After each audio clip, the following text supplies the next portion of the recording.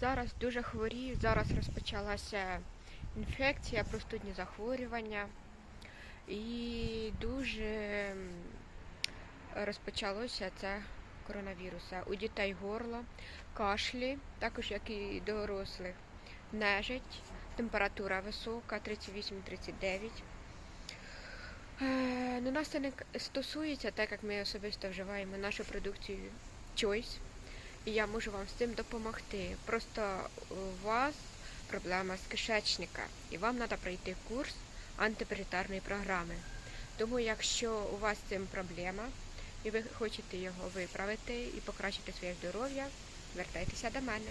Буду рада допомогти і відповісти на ваші запитання.